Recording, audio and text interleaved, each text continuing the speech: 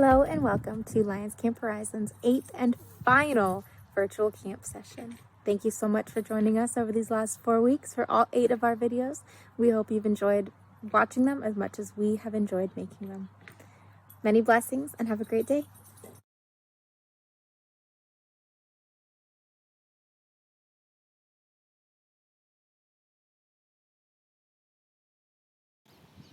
Hello! We are here to do a flag raising with you guys this morning. I'm Cheerios, and this is Alpaca. Woo! Awesome! We are going to get started with the American National Anthem. Sing along if you would like.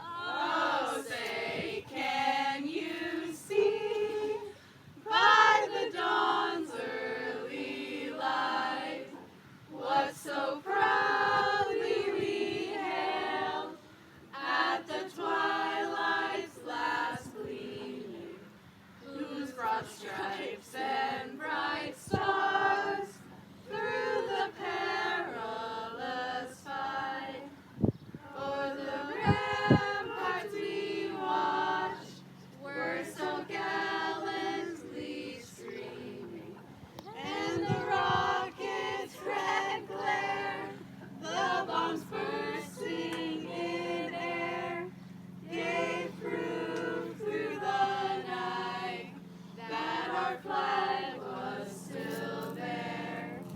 Oh, say, does that star-spangled banner yet wave o'er the land of the free and the home of the brave? Now we're gonna raise the Canadian flag. I'm Pom Pom. I'm Eeyore. Sing along if you'd like.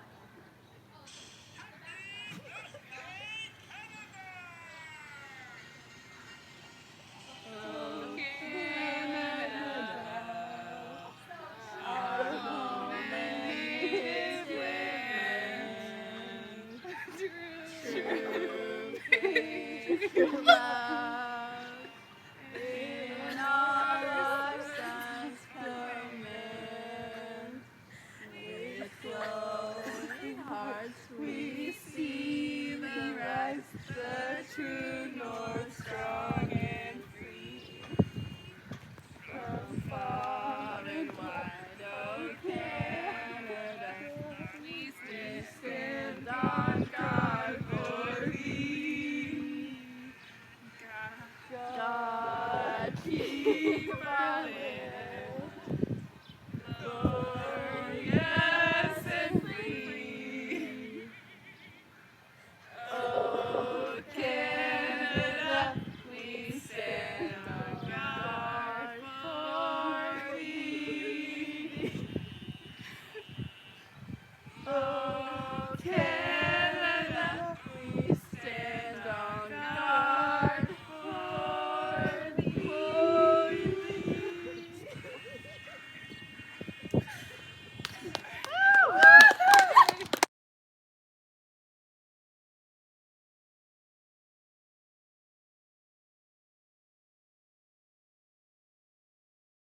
Welcome, guys, back to our last part of birthdays. We're sad to say goodbye, but we're still wishing you guys a very, very happy birthday. That's right. All right, so let's get right into it. Thanks, All Lilac. right. What's up? I'm Coleslaw. First, we have Gino on August 17th. Yeah. Nice job. All right, and our next birthdays, there's 2 on the same day. You guys are so lucky. Our first one is Brittany, and our next Sophie. Congrats, your birthday's on August 22nd. And then on August 24th, Susie, it's your birthday. All right. And our very next birthday, the very next day, is Noah on August 25th. And finally, Megan, August 30th. That birthday is all yours. All right. Happy birthday, guys. We miss you at camp, but we know you guys are having fun wherever you are. All right. Happy birthday, guys. See you later.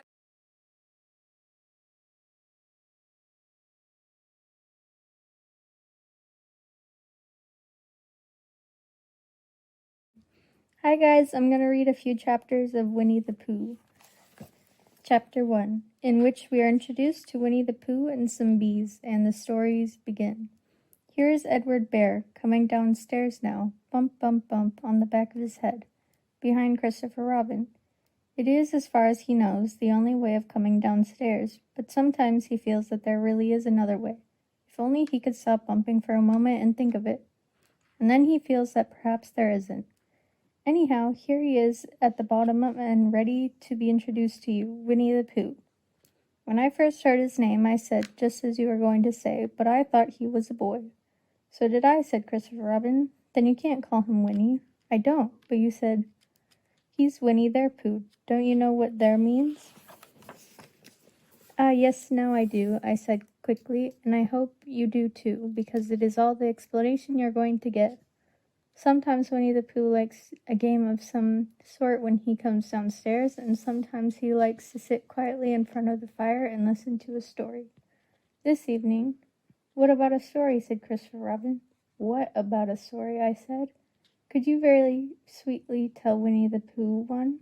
I suppose I could, I said.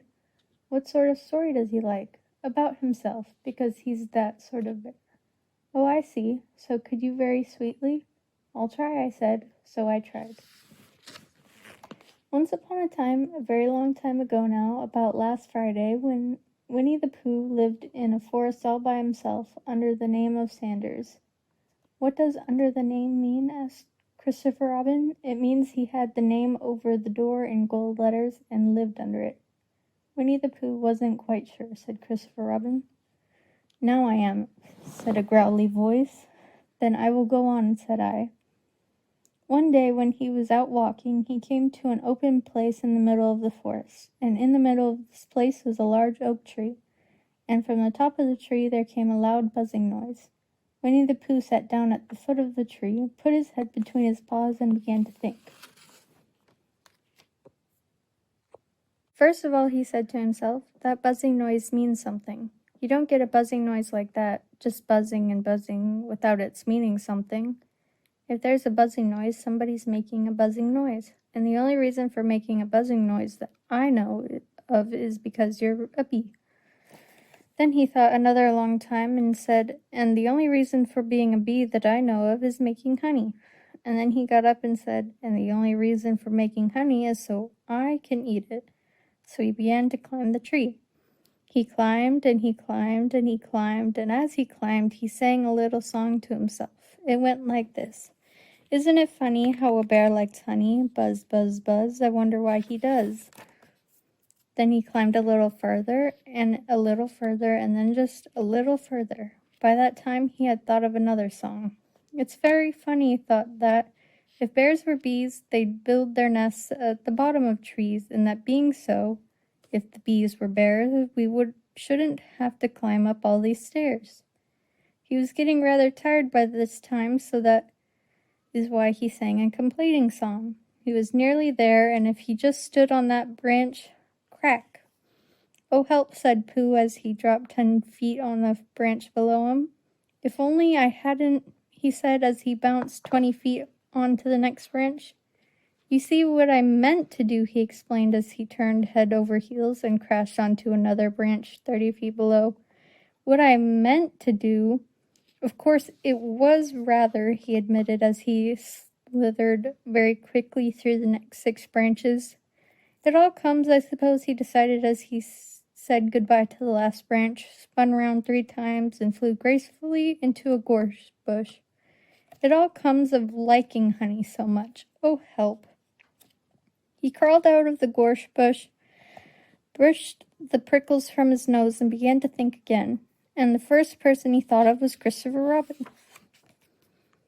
Was that me? Said Christopher Robin in an odd voice, hardly daring to believe it. That was you. Christopher Robin said nothing, but his eyes got larger and larger, and his face got pinker and pinker.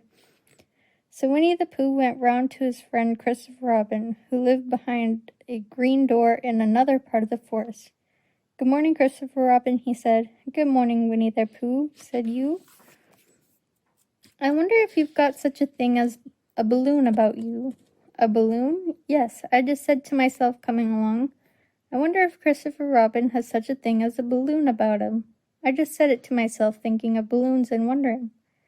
What do you want a balloon for, you said. Winnie the Pooh looked around to see that nobody was listening, but his paw to his mouth and said in a deep whisper, Honey. But you don't get honey with balloons. I do, said Pooh.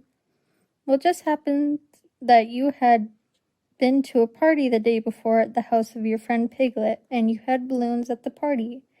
You had a big green balloon, and one of Rabbit's relations had a big blue one, and had left it behind, being really too young to go to a party at all, and so you had brought the green one and the blue one home with you.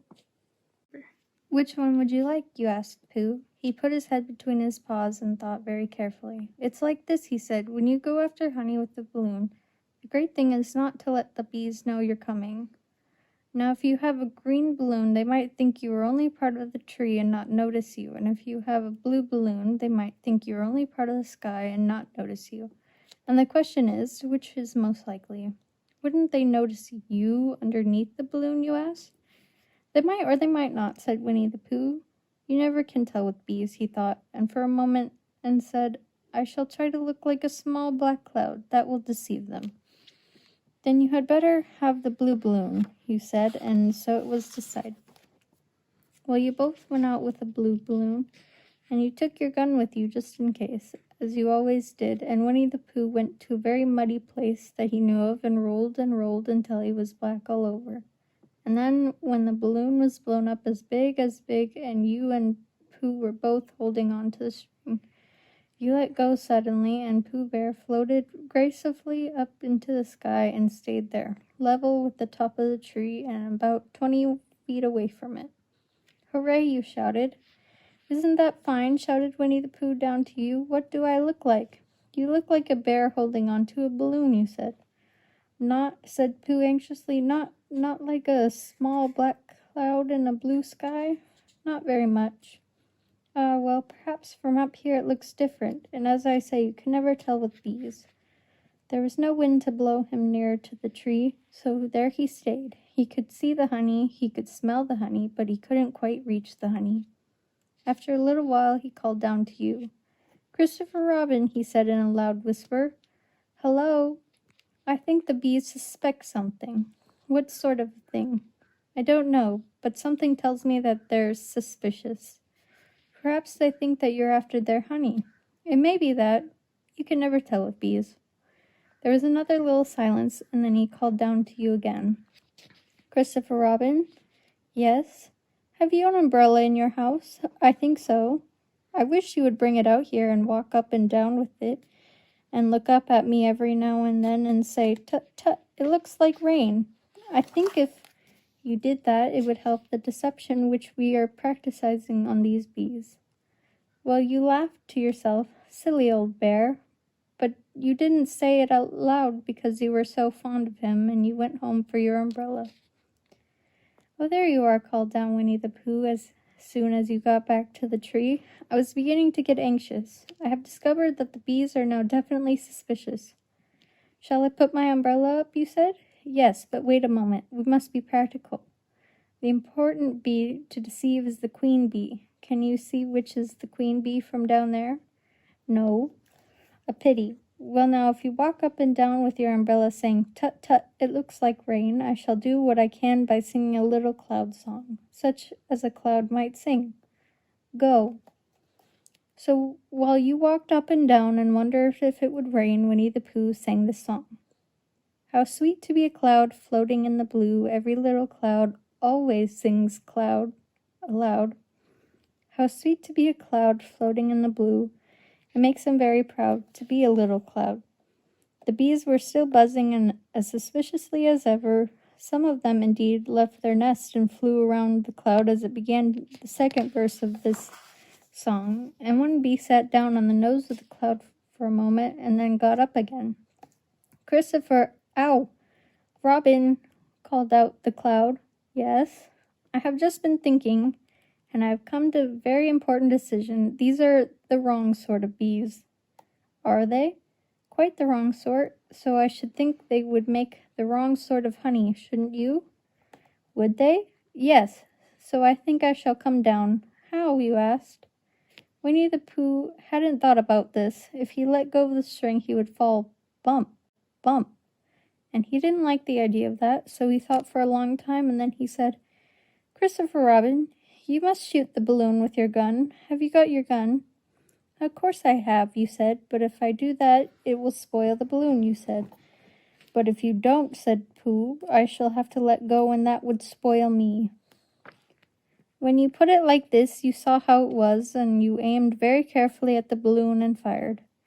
Ow, said Pooh. Did I miss, you asked? You didn't exactly miss, said Pooh, but you missed the balloon. I'm so sorry, you said, and you fired again, and this time you hit the balloon, and the air came slowly out, and Winnie the Pooh floated down to the ground. But his arms were so stiff from holding on to the string of the balloon all that time that they stayed straight up in the air for more than a week, and whenever a fly came and settled on his nose, he had to blow it off. And I think, but I'm not sure, that is why he always called Pooh. Is that the end of the story? Asked Christopher Robin. That's the end of that one. There are others. About Pooh and me? And Piglet and Rabbit and all of you. Don't you remember? I do remember. And then when I try to remember, I forget. That day when Pooh and Piglet tried to catch the heffalump, they didn't catch it, did they? No.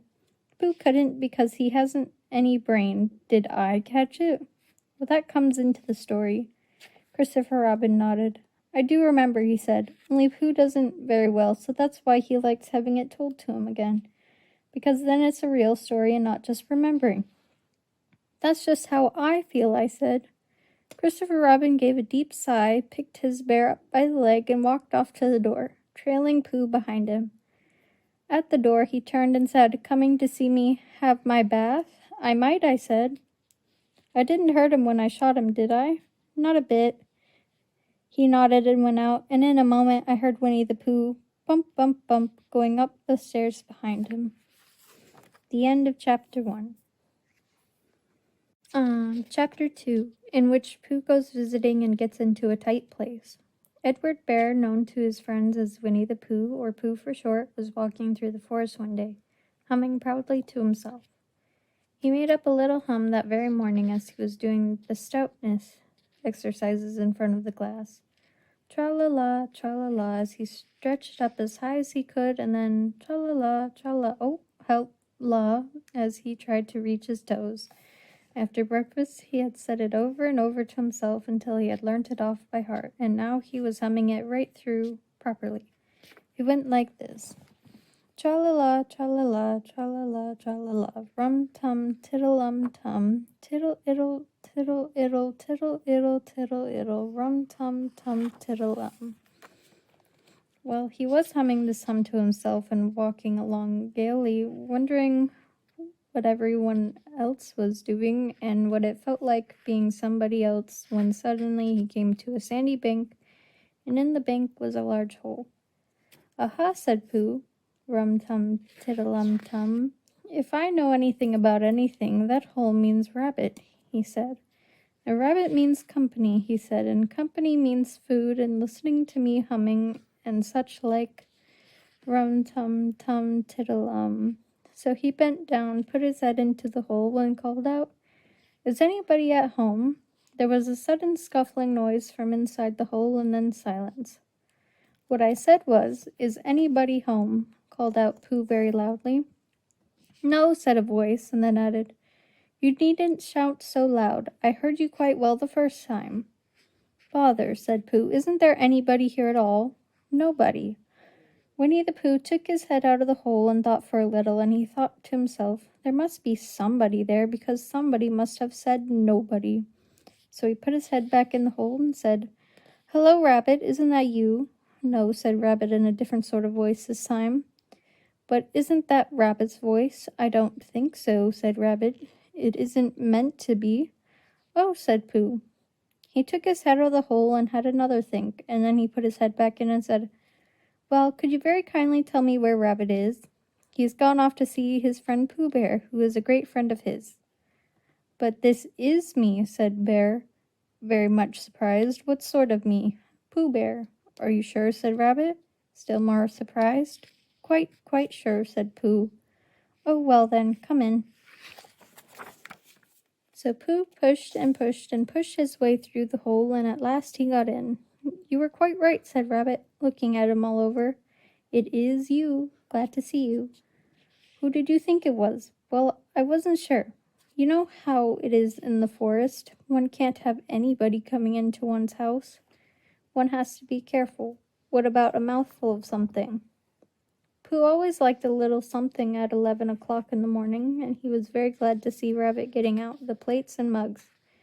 And when Rabbit said, honey or condensed milk with your bread, he was so excited that he said both. And then, so as not to seem greedy, he added, but don't bother about the bread, please.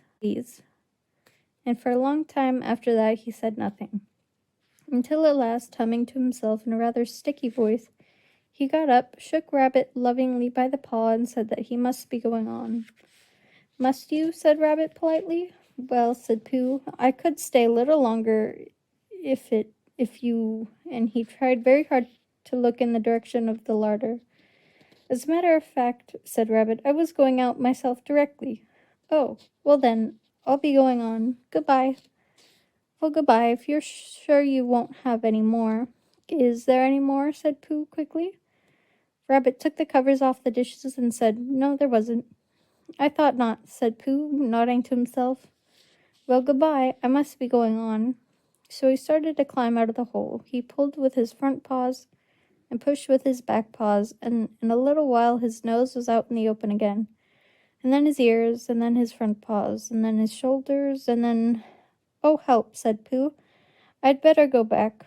Oh, bother, said Pooh, I shall have to go on. I can't do either, said Pooh. Oh, help and bother. Now by this time Rabbit wanted to go for a walk too, and finding the front door full, he went out the back door, and came round to Pooh and looked at him. Hello, are you stuck? He asked. No, said Pooh carelessly, just resting and thinking and humming to myself. Here, give us a paw. Pooh Bear stretched out a paw, and Rabbit pulled and pulled and pulled. Ow, cried Pooh, you're hurting. The fact is, said Rabbit, you're stuck. It all comes, said Pooh crossly, of not having front doors big enough. It all comes, said Rabbit sternly, of eating too much. I thought at the time, said Rabbit, only I didn't like to say anything, said Rabbit. That one of us was eating too much, said Rabbit, and I knew it wasn't me, he said. Well, well, I shall go and fetch Christopher Robin.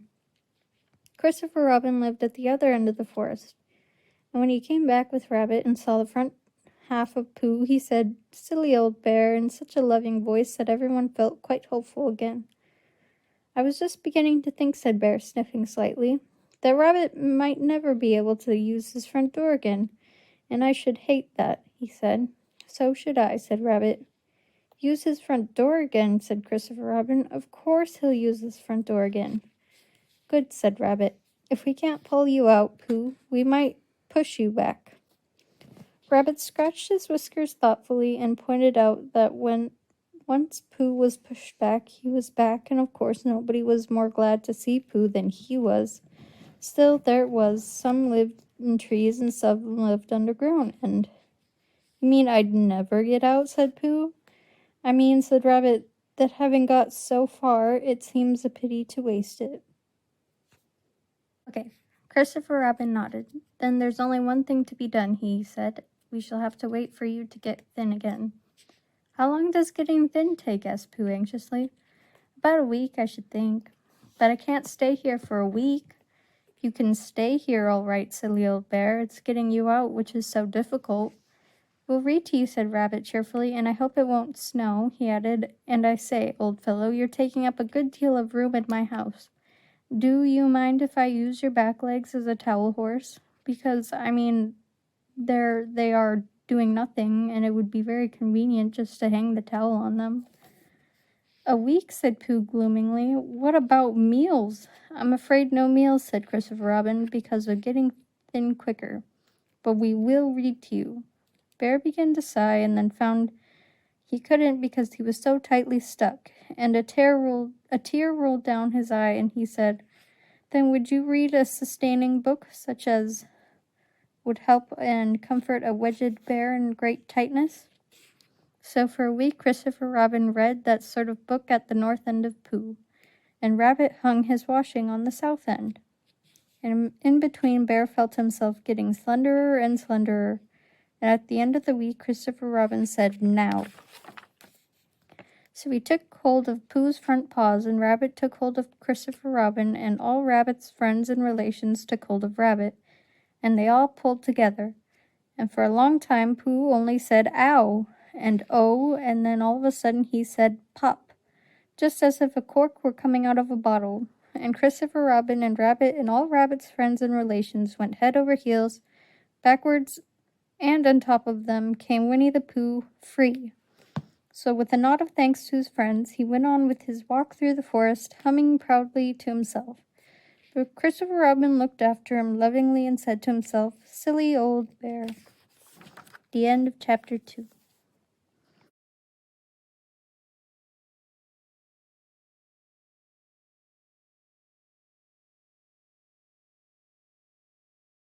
Hey everyone, it's Nanners here. I just wanted to say that I miss everyone, and I wanted to read a poem for everybody.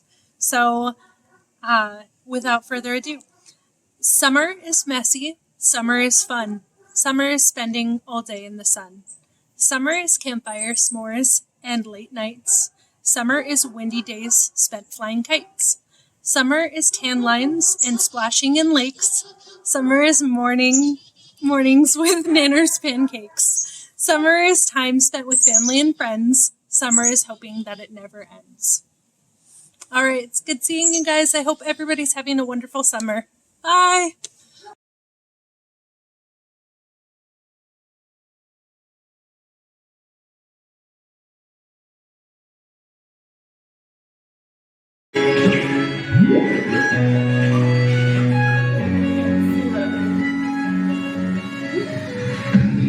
Dog goes moo, cat goes meow, bird goes tweet, and mouse goes tweet.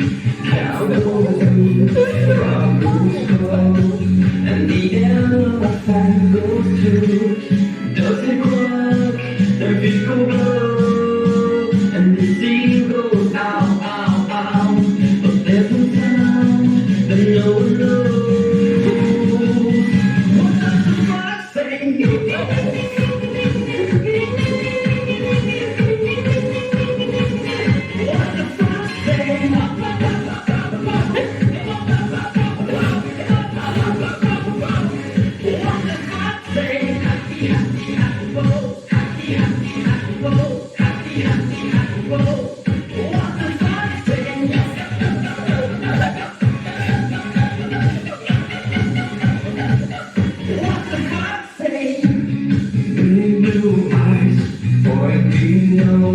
Chasing mice and digging holes, tiny paws up the hill. Suddenly you're standing still. Your fur is red, so beautiful, like an angel in disguise. But if you need a friendly horse, please come here from the gate How will you speak to that? What does the fox say? What does the fox say? What does